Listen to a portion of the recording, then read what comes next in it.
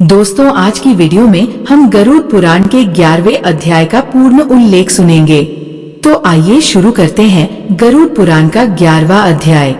गरुड़ जी बोले, हे केशव, आप दशगात्र विधि के संबंध में बताइए। इसके करने से कौन सा पुण्य प्राप्त होता है और पुत्र के अभाव में इसको किसे करना चाहिए। श्री भगवान बोले, हे तार्क्ष, अब मैं दशगात्र विधि को तुमसे कहता हूँ, जिसको धारण करने से सत्पुत्र पितृऋण से मुक्त हो जाता है।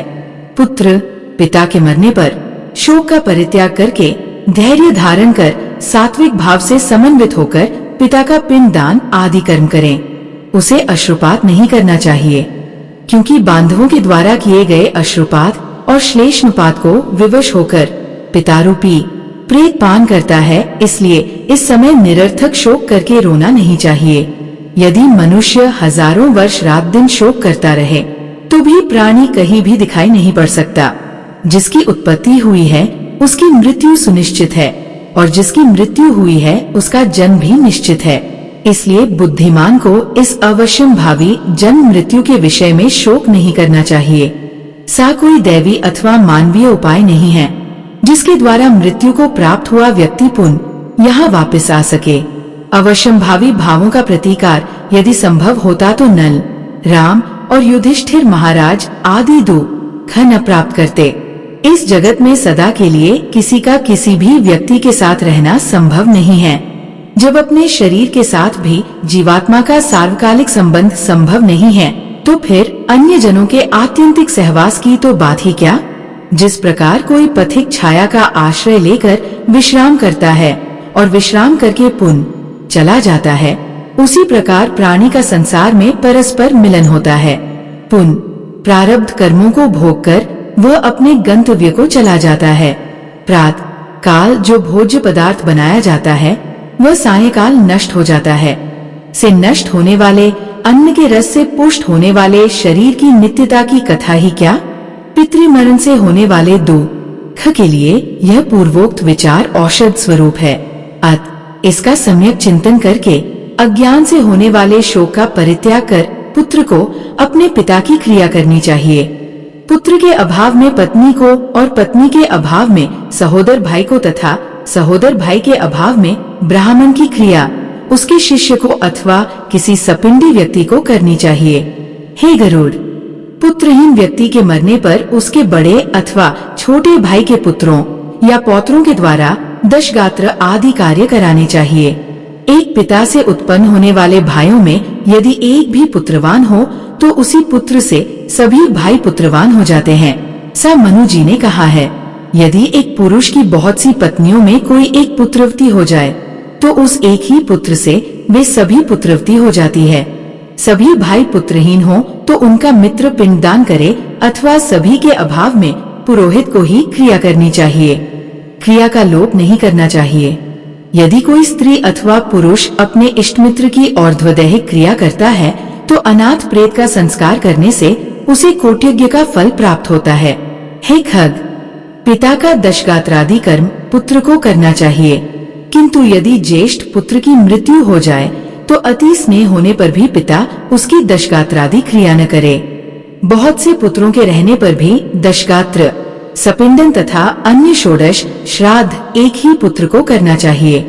पैतृक संपत्ति का बंटवारा हो जाने पर भी दशगात्र, सपिंडन और षोडश श्राद्ध एक को ही करना चाहिए, किंतु सांवत्सरिक आदि श्राद्धों को विभक्त पुत्र पृथक पृथक करें। इसलिए ज्येष्ठ पुत्र को एक समय भोजन, भूमि पर शयन तथा ब्रह्मचर्य धारण करके पवित्र होकर भक्ति भाव से दशगात्र और श्राद्ध विधान करने चाहिए। पृथ्वी की 7 बार परिक्रमा करने से जो फल प्राप्त होता है वही फल माता पिता की क्रिया करके पुत्र प्राप्त करता है। दशगात्र से लेकर वार्षिक श्राद्ध पर्यंत पिता की श्राद्ध क्रिया करने वाला पुत्र गया श्राद्ध का फल प्राप्त करता है। कूप, तालाब, बगीचा, तीर्थ अथवा देवालय के प्रांगण में जाकर मध्यम्याम मध्याह्न काल में बिना मंत्र के स्नान करना चाहिए। पवित्र होकर वृक्ष के मूल में दक्षिणाभिमुख होकर वेदी बनाकर उसे गोबर से लीपे। उस वेदी में पत्ते पर कुश से बने हुए दर्भमय ब्राह्मण को स्थापित करके पाद्यादि से उसका पूजन करें। और अत्सी पुष्प संकाशन, अत्सी पुष्प संकाशन पीत्वा स्मुच्यतम, ये नमस्यन्ति गोविंद न तेषा विद्यते भयम इत्यादि मंत्रों से उसे प्रणाम करे। इसके पश्चात उसके आगे पिंड प्रदान करने के लिए कुश का आसन रखकर उसके ऊपर नाम गोत्र का उच्चारण करते हुए पके हुए चावल अथवा जौ की पीठी, आटा से बने हुए पिंड को प्रदान करना चाहिए। उशीर, खस, चंदन और भृंगराज का पुष्प निवेदित करें। धूप दीप, नैवेद्य, मुखवास, तांबूल पान तथा दक्षिणा समर्पित करें। तदंतर काकान्न, दूध और जल से परिपूर्ण पात्र तथा वर्धमान वृद्धि क्रम से दी जाने वाली जलांजलि प्रदान करते हुए ये कहे कि अमुक नाम के प्रेत के लिए मेरे द्वारा प्रदत्त ये पिंडादि सामग्री प्राप्त हो। अन्न, वस्त्र, जल, द्रव्य अथवा अन्य जो भी वस्तु प्रेत शब्द का उच्चारण करके मृत प्राणी को दी जाती है, उससे उसे अनंत फल प्राप्त होता है, अक्षय तृप्ति प्राप्त होती है। इसलिए प्रथम दिन से लेकर सपिंडीकरण के पूर्व स्त्री और पुरुष दोनों के लिए प्रेत शब्द का उच्चारण करना चाहिए। पहले दिन विधि पूर्वक जिस अन्न का पिंड दिया जाता है, उसी अन्न से विधि पूर्वक 9 दिन तक पिंडदान करना चाहिए। 9वें दिन सभी सपिंडिजनों को मृत प्राणी के स्वर्ग की कामना से तैलाभ्यंग करना चाहिए और घर के बाहर स्नान करके दूब एवं लाजा लावा लेकर स्त्रियों को आगे करके मृत प्राणी के घर जाकर उससे कहे कि दूर्वा के समान आपके कुल की वृद्धि हो तथा लावा के समान आपका कुल विकसित हो। सा कह करके दूर्वा समन्वित लावा को उसके घर में चारों ओर बिखेर दे। हे खगेश्वर, 10वें दिन मांस से पिंडदान करना चाहिए, किंतु कलयुग में मांस से पिंडदान शास्त्रत निषिद्ध होने के कारण माश, उड़द से पिंडदान करना चाहिए। 10वें दिन क्षौर कर्म और बंधु बांधवों को मुंडन कराना चाहिए। क्रिया करने वाले पुत्र को भी पुण्य मुंडन कराना चाहिए। 10 दिन तक एक ब्राह्मण को प्रतिदिन मिष्टान्न भोजन कराना चाहिए और हाथ जोड़कर भगवान विष्णु का ध्यान करके प्रेत की मुक्ति के लिए इस प्रकार प्रार्थना करनी चाहिए।